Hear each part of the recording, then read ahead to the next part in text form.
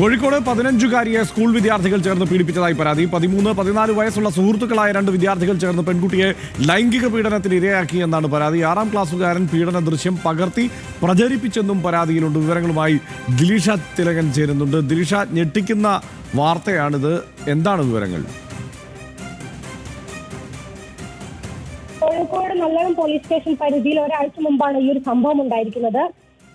15-കാരിയെ school വിദ്യാർത്ഥികൾ ചേർന്ന് പീഡിപ്പിച്ചതായാണ് പരാതി.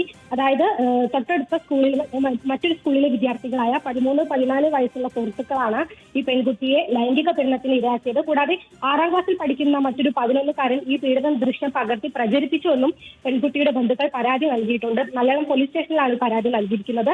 ഈ കൗൺസിലിംഗിനിടയിൽ പെൺകുട്ടി വിവരം പുറത്ത് പറഞ്ഞതോടെയാണ് ബന്ധുക്കളും അധ്യാപകരും എല്ലാം ഈ ഒരു സംഭവം അറിഞ്ഞത്. തുടർന്ന് പോലീസിൽ വിവരം അറിയിക്കുകയായിരുന്നു. പോലീസ് വിവരം ചൈൽഡ് വെൽഫെയർ കമ്മിറ്റിയെ അറിയിച്ചിട്ടുണ്ട്. തിങ്കളാഴ്ച, അതായത് നാളെ 3 വിദ്യാർത്ഥികളെയും CWCക്ക് മുൻപാകെ ഹാജരാക്കാൻ പോലീസിനോട് ആവശ്യപ്പെട്ടിട്ടുണ്ട്. ഹർഷം, ദിലീഷ, ഇതിലിപ്പോ കുട്ടിയുടെ പരാതി എന്നത് ഈ കൗൺസിലിങ്ങിനിടെ മാത്രം അറിഞ്ഞ വിവരമാണ്. തീർച്ചയായും നമ്മളെ സംബന്ധിച്ച് ഇതിപ്പോൾ ഞെട്ടലുണ്ടാക്കുന്ന കാര്യമാണ്. തീരെ പ്രായം കുറഞ്ഞ കുട്ടികളാണ് ഇതിൽ ഉൾപ്പെട്ടിരിക്കുന്ന പ്രതികളായി പറയുന്ന ആളുകളും. അതുകൊണ്ട് തന്നെ കൂടുതൽ ഇതിൻ്റെ വസ്തുതകൾ അന്വേഷിക്കാനുള്ള ഒരു ആലോചന പോലീസിനുണ്ടോ?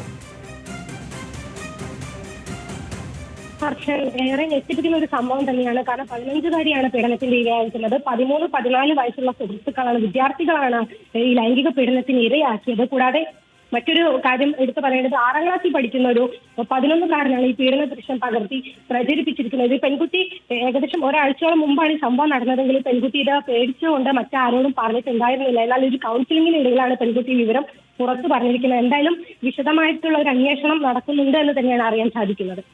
റൈറ്റ്, ദിലീഷയാണ് വിവരങ്ങൾ നൽകിയത്. എന്തായാലും അതിന്റെ